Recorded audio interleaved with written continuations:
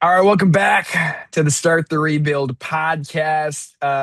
We are back after a hiatus, 2 week hiatus, and we have, as always, Tim Fournier, myself, Ian Mills, and special guest, friend of the program, Mr. Zucc Pettrone. Zach, how are we doing this Friday evening? I'm doing great. Thanks for having me. Absolutely. So we figured, got some hockey in the news. A lot of hockey going on. Draft just happened. Free agency currently happening. We're going to start though, where everyone wants to start. The Buffalo Sabres breaking a playoff drought this past season. Picked fourth overall, Daxon Rudolph in this past draft. Zach, I'm going to start with you, man. Are they going to repeat this year? Are they going to be better this year? What's the outlook on the Sabres as we head into the second year, really, of this resurgence, so to speak?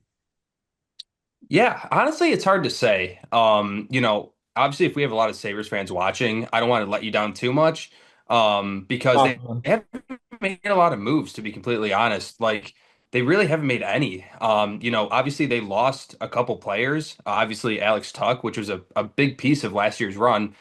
He signed, a 5-year deal with Washington. He's gone. They still have the same goalie situation, and, they traded Bowen Byram to Chicago. So, it'll be tough to kind of make up, kind of that magic that was last year. I'm not going to go ahead and say it was an anomaly necessarily, but it kind of came out of nowhere, and there's a lot of teams that, rebuild for years and years and years to ultimately get to the point the Sabres got to. But the Sabres, it just kind of came out of nowhere. They fired their GM, pretty much a month into the season. And, they were off to one of the worst starts in hockey, if not the worst. And all of a sudden, it was like, is that the rebuild? The rebuild's over just like that. So it's hard to say. They have yet to kind of make that big splashy move in the offseason. There's been a lot of rumors about bringing in a goalie like Connor Hellebuyck, who he might want out of Winnipeg. He wants to be in the U.S. market. So maybe something like that could change the outlook, but I don't really see him taking another step. It's hard to be better than they were last year. They got to the second round, they lost in seven, and I don't know. It's going to be tough for them to kind of repeat because at this point, if you don't get to the conference finals, it's kind of a regression year at that point.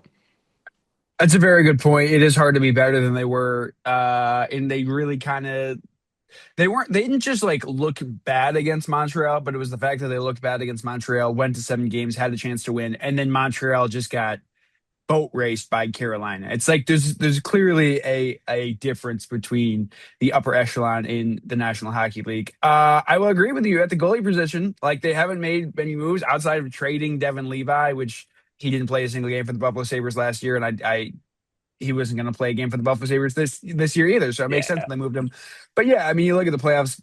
Alex Lyon at times was good and then struggled. Then they went to UPL, kind of the same thing. Like they were bouncing back and forth. It was like, hey, this guy's great. We're gonna ride the hot hand, and then it'd be good game, awful game. Okay, we're gonna switch. Good game, awful game, and that just kind of kept happening. Tim, I know you're the biggest Sabres fan, maybe in the world. I'm shocked that I didn't go to you first here. How are you feeling about the Sabres heading into Jarmo Kekalainen's first year as general manager? So for context, I know absolutely nothing about hockey in the slightest. I'm football, basketball, and then I'm pretty tunnel vision. So I thought this was a really interesting sort of topic for us to talk about. I know Zach's a big hockey guy and Ian as well, especially with the Sabres. So my sort of question here, like hearing a little bit of the backstory. First, this is kind of a two-pronged question. I need some of the backstory as someone who would like to get into hockey a little bit more. Sabres would be the team, the hometown team. How did they have this How did horrible they invent start? hockey? They Sorry, go ahead. fired, like, it doesn't compute in my head in terms of they fire the GM and then the team, like, it would make sense they fire the GM, bring in a new guy, and over a couple years they make some moves that makes them really good. How did firing the GM make them better within the season? Like how does that compute? So for two things, real quick. This is a unit that's been together for a decent amount of time. Like this is a group of guys that has played together for a decent amount of time. For years, it's always kind of been like, oh, the Sabres should be good enough to make the playoffs. And then they didn't. Like it happened for so many years in a row that you just kind of give up hope. And yes, they struggled They've at the been start of the close. They've been season. close a couple times. Right. They were close a couple years ago. They were like a point Mhm. out. The COVID year, they were barely missed it. Admittedly, more teams made it in the COVID year, but yeah, they've been close a couple years. And so every year it's like, hey, on paper, this team should make it. This team should be good enough to at least get into the postseason, and they didn't. Kevin Adams was their GM for the past 6 seasons before Yamo Kekalainen basically gets hired. Not great vibes. Like it just seems like he said, he understands the market. He's always like, oh, what you say, like there's no palm trees in Buffalo. The perception, there's been reports that maybe guys didn't love Kevin Adams. He was maybe around the club too much. I don't know how much I believe it, but that's what people said. Kind of a bad vibes guy, wasn't well liked by the players. It is important to note when Kevin Adams got fired, the Buffalo Sabres were on a 3-game winning streak. It was their like the best they'd played all year long, and then they fired him. It was after a road trip. So I don't know. It's kind of a perfect storm. I think, he had been there for 6 years. They hadn't made the postseason the entire time. Like the fact that he was still there is head scratching. It was probably overdue. And then Yarmar doesn't even do anything during the season. Like he made like what the trade for was it Logan Stanley. Outside of that, it wasn't.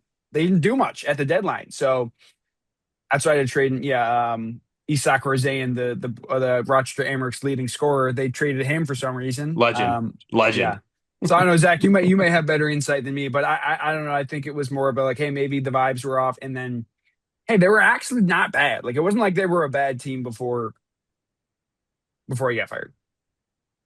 No, I agree. And I think a lot of it, I think the biggest part of Kevin Adams' tenure of the Sabres was how he handled the Jack Eichel situation. Jack Eichel was the second overall pick, only second to McDavid. If it was any other draft, Eichel's going first overall. I mean, he was a stud.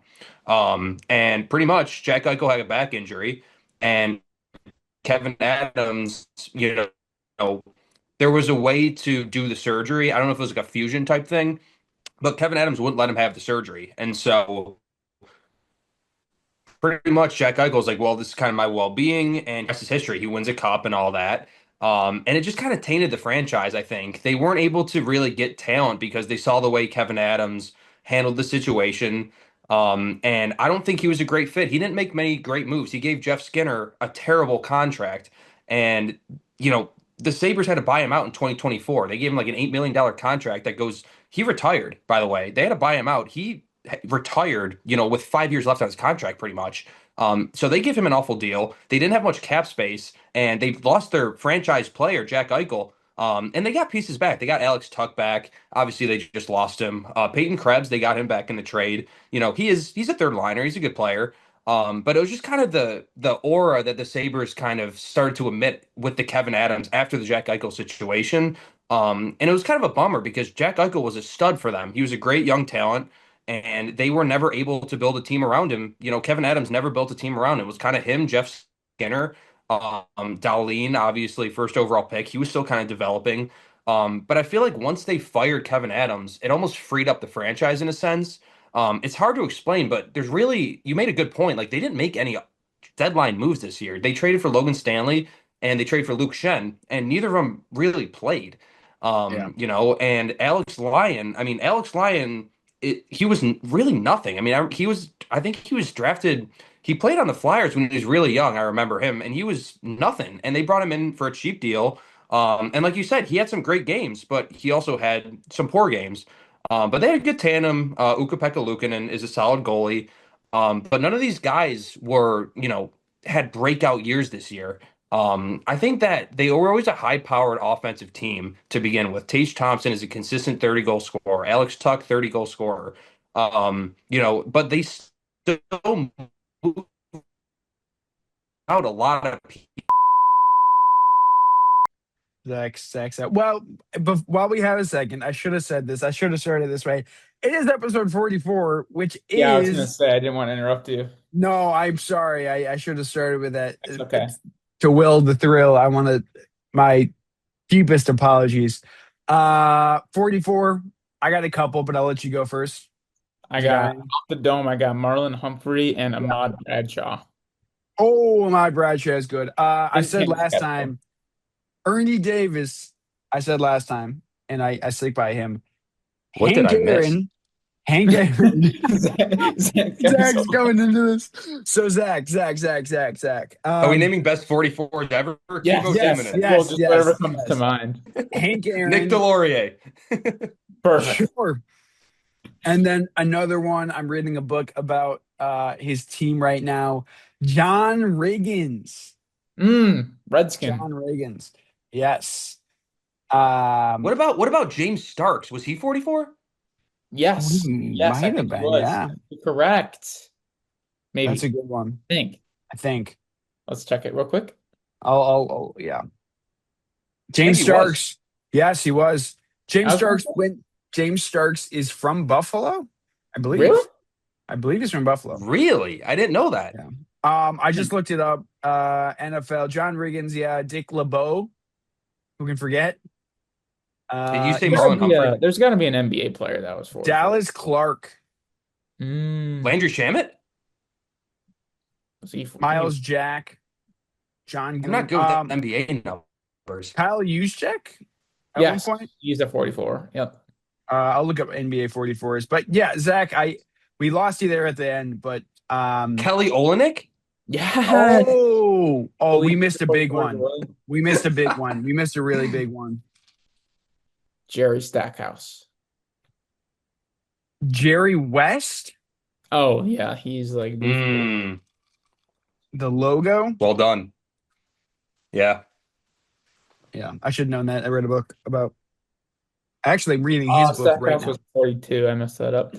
But to get back on track, Yeah. here's my the second prong of my two-prong question. Was the Sabres run just sort of like a magical, like the witch is dead, we fired the GM, now we're really good, and there was actually nothing to stand on. They had a fun run, and now they're going to go back to irrelevancy, and now it sounds like they're losing players in free agency? I Or wouldn't I would was this like a massive shift, and is there now some like stability and like direction? And my next part of this question is, can you compare it to something that has happened in like the NFL? Like this team that was terrible and they just like without some major like they just drafted a quarterback and became really good. Some big pivot that happened and there was like a distinct moment and then they just like either however you think the Sabres are going to go. Maybe they fell off after the season. Or was this like Tim Tebow and the Broncos and they just somehow started winning and they actually weren't good? Or was this a turn for now they're really good? no, they were like the I best think second half it'll be. team. Go ahead, Zach. Yeah. I was just gonna say super quick, like I think, I it would be surprising if the Sabres were able to, for the next 5 years, contend with this roster. I think there's a lot of holes, and I think that I don't want to say this is a one-hit wonder type thing. I would just be surprised if this is gonna just lead to consistent improvement year after year, and ultimately in 3 years they're gonna win the cup. I would say, look, I don't think it was like lightning in a bottle. Like they were the best second half team in hockey since like December. They were ridiculous. They beat The best team in Boston. hockey, second half of the year, yeah. Yeah, they beat Boston pretty soundly in the first round. I know it went to 6 games, but like game six was just a blowout. Like it was over in the first period. Um, and then against Montreal, like they just looked dead. Like they just didn't look like they were ready to go. A little bit strange. They actually stunk at home in the playoffs, which is a subplot of all this that is kind of goofy Mhm. because it's the first. It was like the most energy this building has ever seen, and they kind of stunk it up at home. Kind of, they were better on the road. Um, but look, I agree with Zach in that. Maybe Like, I don't. somewhere in the middle. Yeah, I don't think they're going to contend. Like they was clear they weren't even close to like they should have probably beaten Montreal. I guess you could argue that. I'm only arguing that because it was like they played they played way worse than they needed to. Tage and Alex Tuck were like Tage. Yes, he had some moments, but they like Alex Tuck was a complete zero in the playoffs, and then obviously he goes away in free Yeah. agency. So I'm not too worried about like the replacing Alex. Yes, I get it. He was what their second point getter last year or second goal scorer last year. I totally understand that, but he was a zero in the playoffs. there's my point of all saying is they're clearly not in the upper echelon of the NHL. They are No in one the was going to beat second. Carolina. They weren't going to beat Right. Carolina. Right, exactly. So like they're in the second or third tier, and that's good enough to get into the postseason. I think that the expectation next year should at least be get back to the postseason. Like the thing is, this year was just getting to the playoffs was a success. Beating the Bruins was a huge deal, and then the Montreal, like I was there for Game 7, and like I was talking to fans, and they were like, "This is our Stanley Cup. Like Game 7 is our Stanley Cup against the Montreal Canadiens in the second round," which is true. So what's They the direction now? Is it still they still have a lot of talent to build and they're have a good core and they're going to try to compete a little bit? Do they need to like sell some assets now and still try to rebuild? Or are they now like, oh, we're a good team now, we're trying to compete? Sounds like they're letting assets go and it seems like Tuck was an well, important piece of this team. letting Tuck go, I don't think is the end of the world because of the financial aspect of it. The amount of money, like it's just, it just didn't. I don't think you can justify it. They had, as Zach alluded to, like they brought up a lot of youth, you know, last season. Like they basically emptied the clip on the Amherst the last 2 seasons. Like Noah Osland, they're gonna get they're gonna get back. I can't think of Yuri his name. Kulik? Center Yuri Kalik. Yeah, they're gonna get back Yuri Kalik. He's gonna come back. He barely played last season. They expect a lot out of him as like a center. He was basically not this past season. The season prior was his first full season really in the NHL, and he unfortunately health reasons couldn't really play this year. So the youth movement's gonna matter, and Hmm. I think it helps them. I think them obviously like basically getting Dax and Rudolph trading up to the fourth overall pick for very little. It was a big deal. They want to continue to kind of stay young and but at the same time, you know, they understand like, hey, we made the playoffs and made somewhat of a run. Ian, would it be crazy to say that Zach Benson was their best player in the playoffs? No, it wouldn't be crazy to say that. I think most people would What's probably he? argue that. 22? He's like 23? 20. Yeah, I think he's 23. He's a He's super stud. young. Yeah, he was ridiculous. He was really, really good. He was like Zach Benson, Tim, to kind of give you a comp, was like a guy who's like ready to just mix things up, but also like all of a sudden, randomly, unexpectedly, was being a He's contributor for them as a goal scorer, which is always not in front of the something that was net, stirring expected. stuff Yeah, up. That's the guy every team wants. yeah. So This that was a surprise whole too. thing, I asked that question, it kind of just popped into my head of like, can you compare it to a team? Maybe it's just from my local uh where I live in Charlotte. It kind of reminds me of the Hornets, where they've been bad for a very long time. Yeah. They started Hmm. off poor this year, and without any major like team changes, the biggest change you can point to is they They just started got off to a worse start, a way Diabate, worse Mr. start. That's it. They Diabate. would they could They have were won a playoff terrible. round. And then the second half of the season, they had, I think it was like a top five-ish record in the league. They just had Yeah. did so poorly. Then they made it to the Hmm. play-in. They win a series against, or a game against the Heat, and like everything looks pretty good. And then they absolutely just crap the bed against the Magic and get hurt. And now they're in a weird spot where their leading scorer is now getting sold out because they're kind of like in this middle between of, okay, we like how we've gotten a lot better, but I don't know if we're set to contend now. We are still trying to play for the future. I don't know if that is kind of I a would say the That's a g- Sabres. yeah. I'd say the Sabres are better than the Hornets just because the Hornets actually sure. It's didn't not gonna make be the perfect. playoffs. And like Alex Tuck and LaMelo Ball, I don't know if I love that comp, but I think it's a good comp. And hey, not much changed in winning, but not much changed except the results, right? Like you didn't change too much except the results. That's I like the comp in that sense. But It was just a thought. I don't really know. I just that's what it was No, sent. that's a good one. That's a good one because, like you said, the Hornets didn't have they didn't they there wasn't this big move that they made at the deadline to bring some star in. And they just started They playing way better. I think the only difference, honestly, is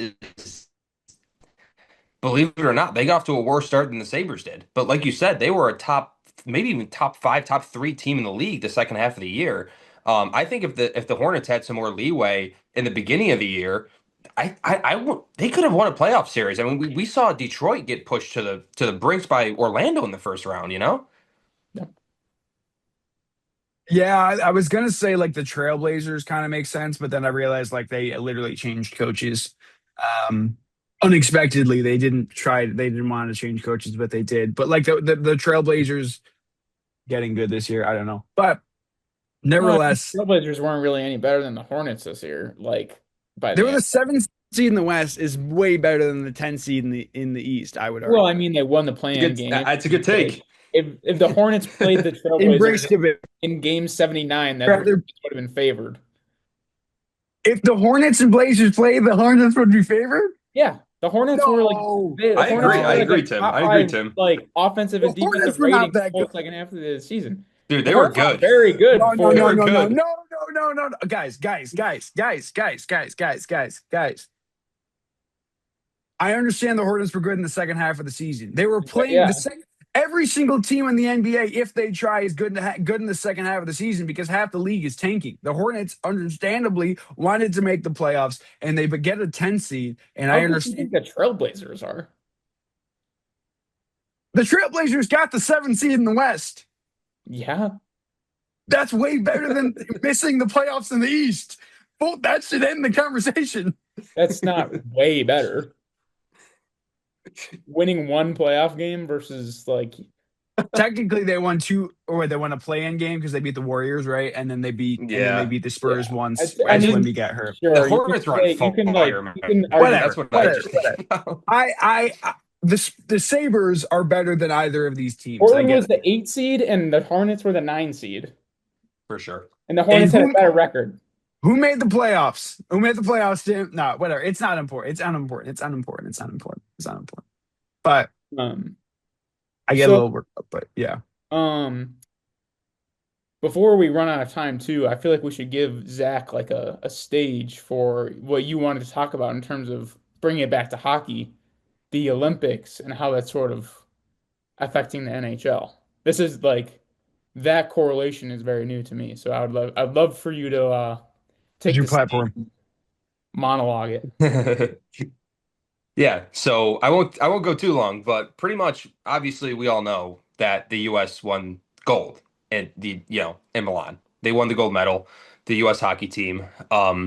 And I think that and I don't think this, I know this. A lot of those guys became super close. And what happened is their flight back from the Olympics got diverted to Miami. And I don't know if it has something to do with, I don't know if it was like the hantavirus or something like that, but it had to go to one place. They had to do screening for something. And basically it turned into a weekend of pretty much like Matthew Tkachuk, West native. It turned into a recruiting trip pretty much. And a couple months ago, his brother Brady Tkachuk got traded to Florida. And what we've seen is, Dylan Larkin. He was on the U.S. team. He requested a trade out of Detroit. Vegas. I think it was Bill Garion. His Deichel is in Las Vegas, and obviously Florida has the Tkachuk brothers who are on the U.S. team. So we're seeing a lot more of kind of like almost in the NBA where it's becoming more of a players' league where players can kind of determine where they go. And so like Connor Hellebuck plays in Winnipeg. He was the US, goalie who won gold. He hasn't requested a trade, but like he's pretty much requested a trade. And a lot of these US guys are almost trying to kind of team up in a sense, whereas before this, that wasn't really a thing. No trade lists weren't, or, trade protection wasn't as much of a thing that, players took advantage of as it was after the Olympics.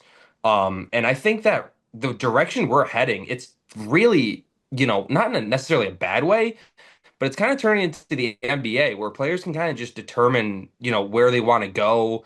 And they could really hold their GMs really hostage in a sense that like, I'm going to give you three teams that you're going to trade me to. And it's really like I said, like Dylan Larkin in Detroit, he's the captain. Perfect example. He won gold. He wants to play with Jack Eichel, or he wants to go to Minnesota. Quinn Hughes, you know, by the way, his brother scored the golden goal. He was on the team, or Florida. And Florida's building a super team with these US guys like Matthew and Brady Tkachuk. Like when I was growing up, that wasn't a thing. And now these players just have so much more flexibility to kind of determine where they want to go. Connor Hellebuck, the goalie for Winnipeg, Sabres are interested in him. I ultimately think they might end up with him. Um, he wants to be in the U.S. market.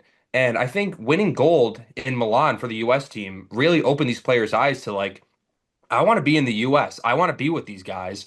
There was kind of a bond. And like I said, like when they ended up in Miami, it turned into a recruiting trip. Matthew Tkachuk was pretty much like, these are the reasons why you should come to Florida. Look at, obviously we won back-to-back Stanley Cups.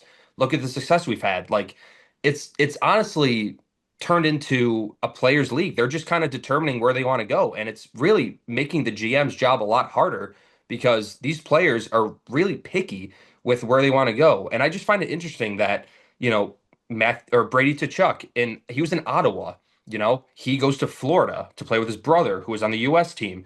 Dylan Larkin was on the US team. He straight up requested a trade. Connor Hellebuck, the goalie in Winnipeg, also in Canada, he wants to get out of Canada. He wants to play for a US market. And I don't want to say that it's changing the scope of the NHL, but it kind of is because these Canadian markets aren't as appealing anymore. Quinn Hughes was he was drafted by Vancouver and he wanted nothing to do with Canada anymore. He forced his way out of Vancouver, a year ago and he wants to go to US market. He goes to Minnesota. Again, Bill Garion is the GM of the Minnesota Wild. He's the GM of the U.S. national team. That's where he ends up. I don't see, there's not it's not a coincidence that these players are ending up where they're ending up. And I almost fear, as a fan of the league, that, we're going to see more, I don't want to say super teams, but we're going to see more players kind of just choosing where they want to go. And it's going to create how intriguing is Ottawa? How intriguing is Winnipeg? Like, it's almost like the MLB. Like, what are these teams going to do? How are they going to build a team? You kind of got to build it through the draft.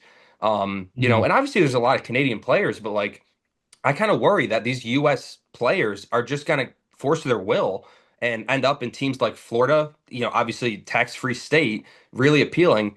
And that's a whole nother subject that those contending tax-free teams like Tampa, like for example, my hometown team, but my favorite team, the Flyers, they offered defenseman John Carlson much more in free agency than Tampa Bay did, much more and to the fact that taxes wouldn't matter. But he went to Tampa instead to contend to a U.S. market. Like it's almost becoming, these U.S. big market teams that have these, domestic talent like Jack Eichel in Vegas. Like that's going to be appealing. And what's Winnipeg going to be? What's Vancouver going to be? These are teams that were in the, drafting in the top five this year, and there's a reason for it. They're losing a lot of their talent, so it's the league is changing, in my opinion. And I think it was kind of before this, it was kind of unique in the sense that we had these Ottawas and these Montreals, um, and these other NFL, NBA didn't really have those small market Canadian teams, but we're kind of losing that, in my opinion.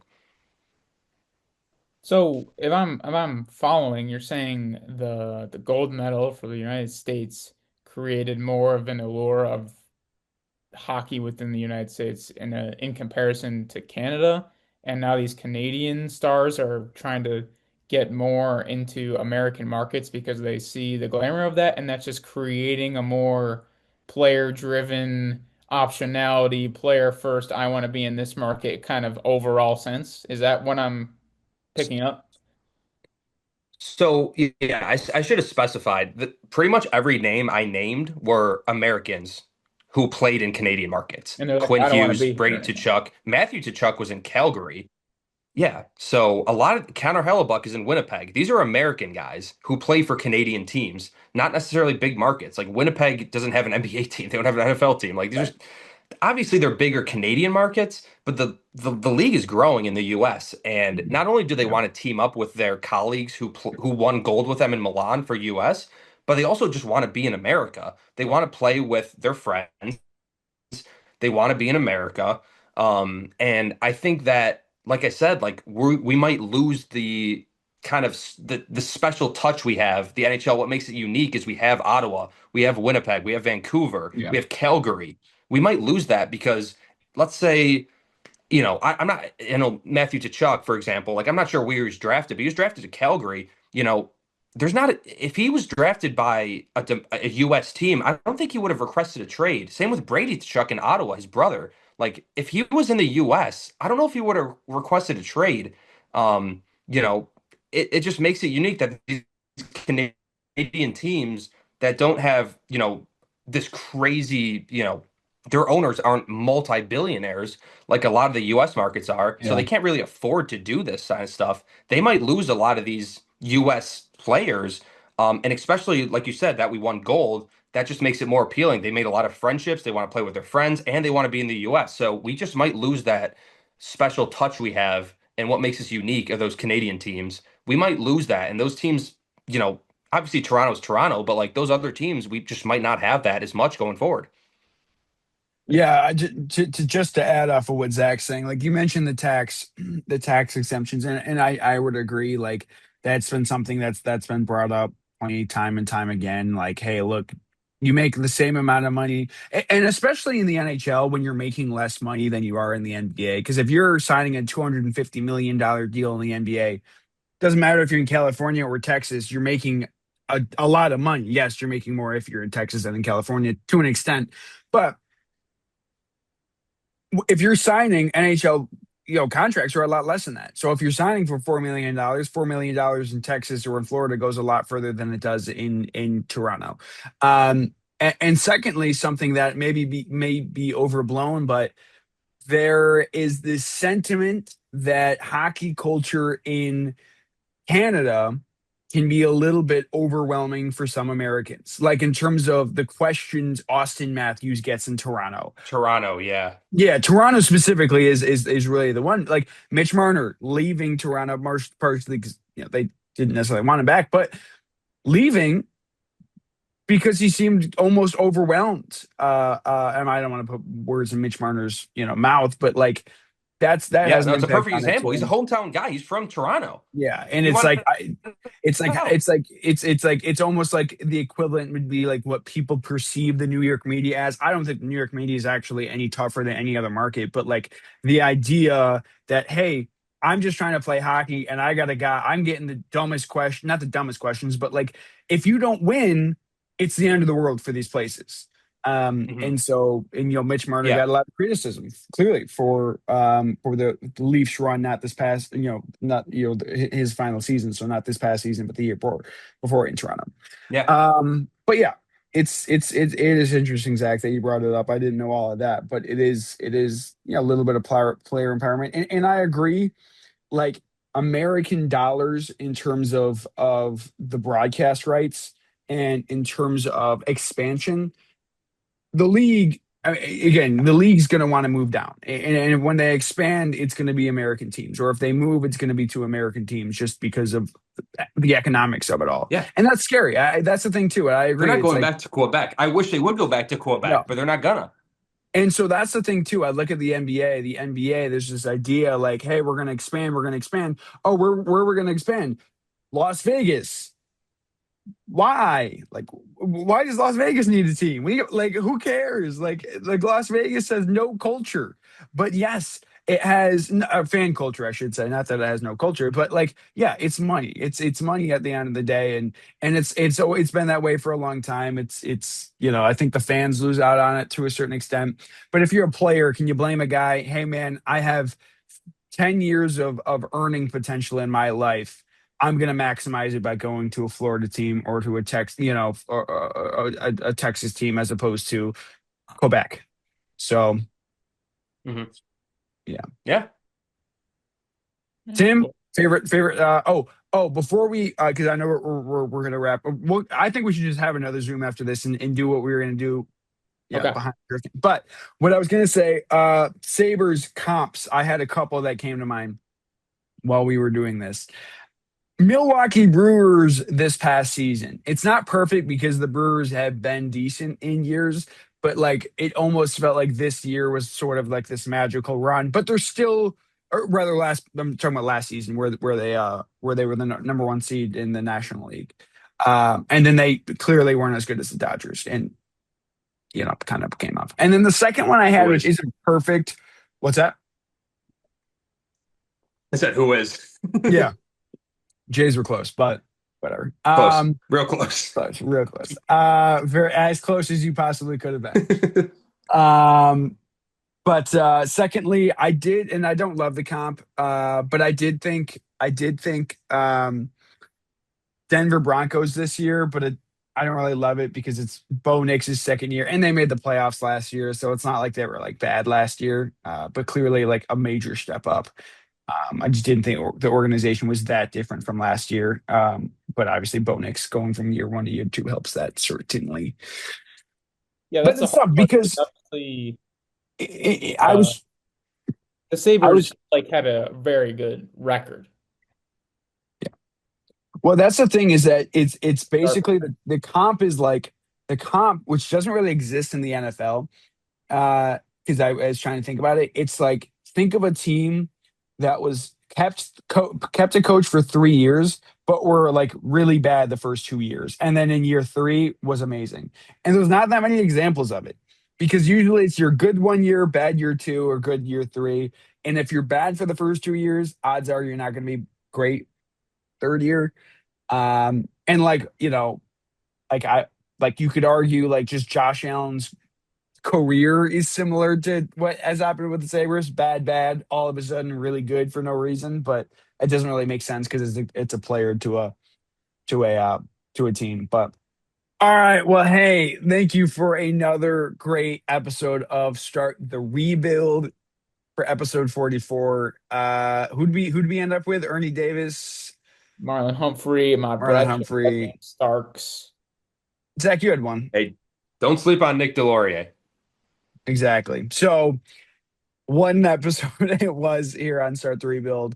Uh, it'll be back weekly. We'll be doing it back weekly. We will have more content on our Instagram as well. Some drafts, some blind rankings, things of that nature. So be sure to pay attention to that. He is Zucc Pettrone, and the other guy is Tim Fournier. I'm Ian Mills. Thank you for watching. We will see you. We'll see you next week. I've been sharing my screen the entire time. We will see you next week for Start the Rebuild. Yes, sir. Peace. Peace.